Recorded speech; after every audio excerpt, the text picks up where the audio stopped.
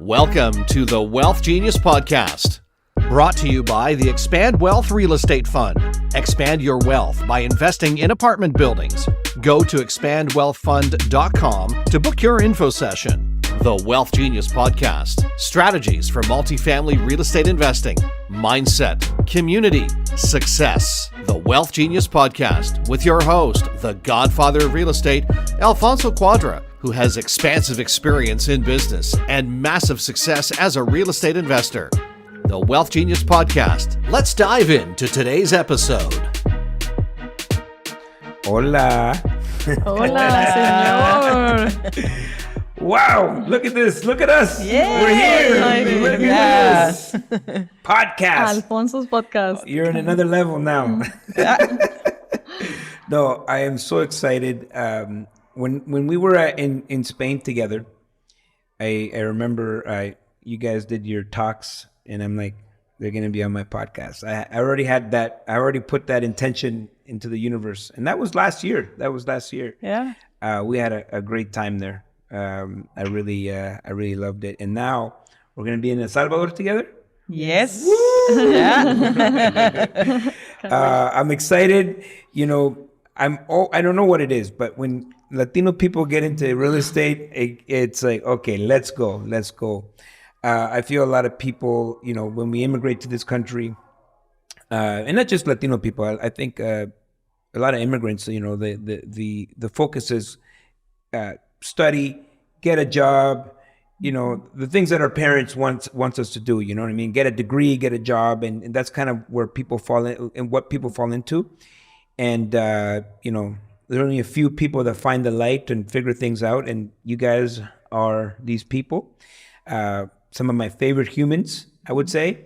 And so I want to get into your stories. I want to know all about it. I want to know about the company. I want to know what you've done, what you're creating. And so I'll start with Valentina.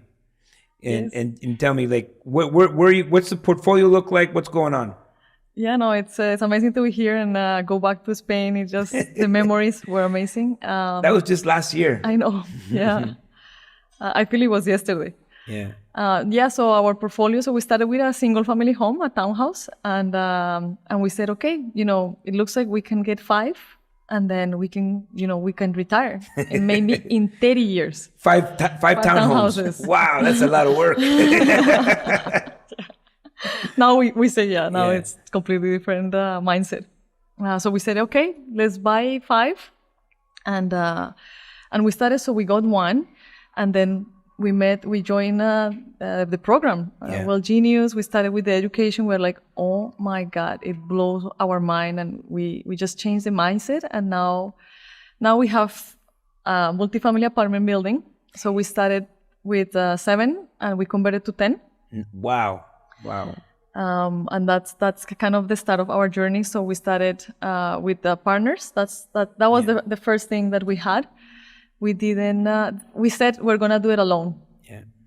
And then we said, you know what? This is not the way. We have to do this. So we partner, and we're 3 partners. We bought the multifamily, and the next step is to keep buying more multifamilies. Nice. And so, Layda, you guys are into this business. You're also a commercial realtor. Yeah, commercial. Okay, is it commercial? Commercial. I just assumed. Yeah. No, after Spain. But you know, being Latino, did you guys tell your parents that, hey, we're gonna buy some apartment buildings? Because I know what my mom said. She's like, no, mijo. No, te van a robar, you know. So, like, is it like something that you guys shared with your family, or Not so they mine. still don't know? They're gonna watch this podcast, by the way. They won't understand anything. There's apps for that, you know. There's apps for that, right? Yeah, no, my family doesn't know. And my brother, actually, I told him on December when we were there, but my parents have no clue. So when you tell your brother, and the reason I want to bring this up is because I know a lot of people listening, you know, feel the same way. Sometimes you feel lonely, right? Like, 'cause you can't, something that's so important in your life, you can't share it with all the people around you, because you know, sometimes you feel like maybe you feel like you're showing off, or they're not, their mindset is not there yet. And so when you went to your brother and said, I own a 10-unit apartment building. I got 10 people paying me rent. What was the reaction? Well, my brother is opposite to me, right? So his reaction was very like, oh, okay, cool. He asked me actually recently how it's going, send me pictures. Okay, but good. He's more laid back, so he's more quiet. So he's not very expressive, right? But no, I think he's been always proud of me. So when I told him like, oh, that's nice. Nice. And yeah, just a few weeks ago, he was like, he called me and like, oh, how it's going? Send me pictures. But going to your point that when you are not feeling the way that you can share, even telling my mom last weekend we were there and we are going to help some friends. Like feeling that you cannot share and say, oh, well, it's our apartment. Is the last thing, we're going to get tenants next week. Is feeling that, keeping it to yourself, it is, sometimes it's sad, but I'm pretty sure I'm going to tell them one day. Once everything is ready, because my fear was always if I tell them that they will be like, oh, who is your partners? How you're making sure they're not going to steal your money. Cuidado. That's how Latino people is, right? So that's why in the beginning of our journey, we were not thinking about partnerships because of that mindset that we have. Nothing wrong, right? That's just our culture. But yeah, no, once everything's out, I'm pretty sure I'm gonna tell them. For you, it's different. Yeah. So let's go backgrounds. Colombia, Mexico. And you guys met here? Yes. Yes. Beautiful story. And you had jobs. You still have jobs. And what attracted you to real estate in the first place? Like, I know you bought a townhome, but was it something that you were thinking about doing before, or was just something that you kind of fell into, or was it something you've always wanted to do as a kid? Yeah. No, my mom always liked real estate. She's always like, this is the way you invest, you're gonna get back, and it's an asset, it's physical, you can see it, you can touch it. Yes. So she bought another apartment, a rental apartment back in Bogota in Colombia. Mm-hmm. So that's always in the back. So she had income property. In income property, yeah. Nice. So that has been always there, but not in a big way, more like structure with all the education.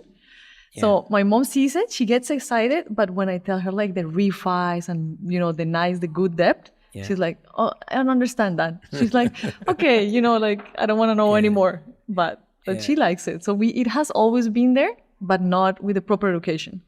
And what's it like working with your spouse? Fun. Very different. Yeah, no. I think actually, what's a good thing for us is that I think even we are different in so many things, we have the same goals. Yeah. So that make it easier, right? Yeah. It's finding that sweet spot in our different personalities, because we have different personalities. Even we are both Gemini. Mm-hmm. We have completely different personalities. So no, I think it's fun, and again, it make it easier when you have someone to share, right? Because in this world, we have also many investors that their spouses don't want to know, and I feel that's also sad, right? So we have that advantage and also the real estate is ups and downs. When one is down, the other one leaves the other one, and those are the cycles that we go through, which make it easier in the journey. Yeah, and so now you bought this 7-unit, you converted into a 10.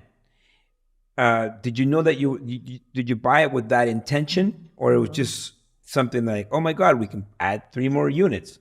Yeah, no, it changed. So at the beginning, that one we closed in October 2022, end of October, and then there was interest start going up, and going through the process was like, okay, well, let's make it more, increase the value by adding more units. So it changed, but it changed at the very beginning.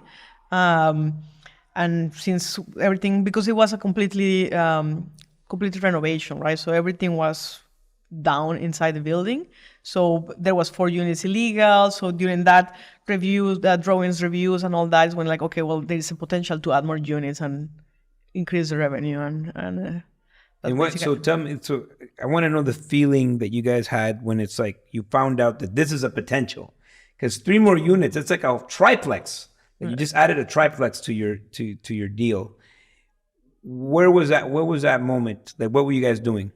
We have partners, right? And they are the ones that are doing the hard work. Okay. And we normally, but the good thing for partnership is that we have our WhatsApp where we are always communicating, and we have our quarterly meetings where we go through the updates. So who came up with the idea? This is like, okay, we can do this. They did. Our partners did, because they were going through the design of the units and make it more efficient. So what happened? You had to make the units smaller? We just changed the different layouts. It's in a main street, so we have originally was 6 residential, 1 commercial. So basically, in the bottom we just added another commercial and make it more the flow of the units, because it's 2 buildings together, so there was no flow as apartments. Now you can enter to one and walk, so it's more flowing as an idea of apartments, right? Making the units legal, because there was 4 units, no windows, nothing, making that. So by doing all those reviews in the drawings and seeing how everything can flow, plumbing and electrical, it makes sense, right? And it's just between bachelors to 2-bedroom apartment. And if someone has a property right now, if they wanted to do this to their property, what should they be looking for? Is it size of the units? Is it the municipality? Is it location of the property? I would say they added all the 3 things, like the location, to see what is the regulation, if there is anything that you have to comply. Like in this case, our building is on a main street, so then you have to have commercial. So we have to keep the front as commercial. And then, the sizes, you have to make sure that the sizes are proper. And you want to give space that the people can have, their things. In our case, for example, we have some bedrooms that have two doors. So you can choose if you want to open from this side on this side, and then it's more options for them to use the space in a better way. Yeah, and depends the market as well, right? It's a market that is going to be easier to rent to bachelors. It's a market that you're going to have students or young professionals. I think it also will be tied to that, right? Like, what is the market that you are looking around? So what's next in your business? Like what's next for you guys? What what kind of deals are you looking at? What are you doing in the business? What's the name of the business? So our company is called LNV Properties. LNB. LNV. Okay. Yes. And the next step is to buy more multifamilies, apartment buildings, and we're looking in Ontario. We are looking for renovation retrofits. Maybe not that big as that one. Because we want to start. Do you guys like renovations or no? We do we find it's very interesting when you see the commercial. For us, that we have seen that journey from beginning to end, from seeing some of the units at the very beginning, like, again, no windows, the weird layouts, and seeing how it is now is a good feeling, right? And now knowing that you're offering a safest place, a newest place to the people, that is great. So that's what we want to stick to that one, and in the future we also want to do new construction. Nice. To build new. What attracts you to that? For me, I think it's because we're engineers, so just seeing how everything is built from scratch, it's just exciting of seeing that. To see the land and then go from everything, like permits, then go to the architect, go to the engineers, see the drawings, and then see that it comes to reality. And then see the people coming in. I think it's beautiful. And now this transition into becoming a realtor, what's that like? Challenging. with your 9 to 5 is challenging, but remembering that came really from Spain. I was ready to drop that completely, because at the end we want the freedom, right? So we really want to focus mainly in the investment side. But it was like, okay, it's also a benefit to have it for deals or for friends and in the community. Yeah. So it has been interesting learning that side now. It's challenging in some parts, because you have your investor mindset with your realtor mindset that you have to put together, because legalities and all that. So it became challenging, but interesting. I'm enjoying it, especially because is the commercial, which is what we're doing. Like, okay, makes sense, does make sense. Not going through the emotions of the residential business, right? When you work with someone that is buying their first home, it's a lot of emotions, which I also... That would drive me nuts. Like, if I just have to show someone like 30 houses, like, oh my God, just shoot me. Yeah, I had people that, oh, can you help me to lease? I'm like, I don't have a lot of time now. I put a lot of time for lease, and it's like it's not you don't want to help the people, but it's not where I want to go. It's okay how I can find someone that can help you, so I can focus in what I'm doing. And my realtor, my brokerage is amazing. There is no like push like, oh, you need to be here, you need to do sales. We are here to help you. You help us. We work together. If you have questions, just come and we talk. So yeah. No, it's really interesting that that I remember the idea was there, and then now you saw it through. Now you're here, you're a commercial realtor, and so what do you want people to know? Anybody that is watching this or listening to this right now, how do you want to attract them? Like, what do you want them to do with you? Do you want them to invest in your deals? Do you want to work with them? What would you like? Yeah, so we want people to invest in our deals, and also if they are looking for partners and to grow in multifamily, this is what we're doing. We want to work more in the working side, side, not as passive. So well, you have now the experience and credibility. You've done deals. You've gone through all that. You're a licensed broker now, or a realtor. And you're looking for passive investors. And what's important for you guys? How do you choose a passive investor? How do you choose the person that you want to work with? I think it's same goals and same values. That's why our current partnership flows so well, because we are like family now. And you always say, right, like getting into a partnership is like a marriage. So that's very important. It's a marriage you can't get out of.